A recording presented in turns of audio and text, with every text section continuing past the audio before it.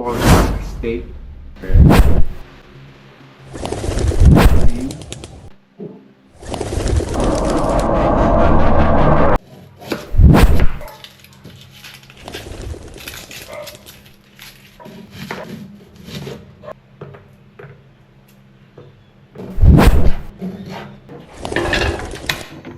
Mantika. Prito lang natin yung ating pork chop.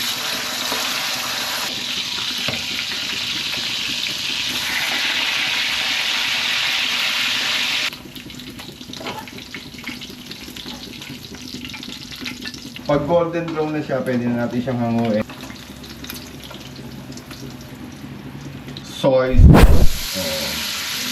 Kalamansi. Hindi natin ang kalamansi. Yun. Tapos tubig para hindi naman siya masyadong maalat. Brown sugar. Halu-haluin lang natin.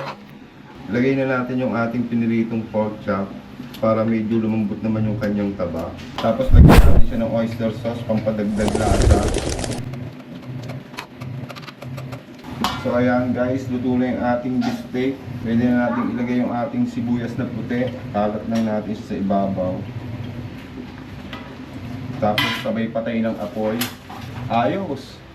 Tikman na natin yung ating beef steak. Yo!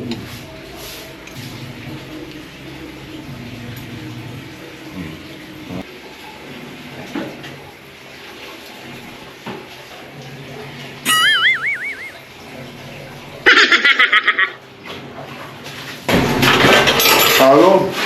Champion!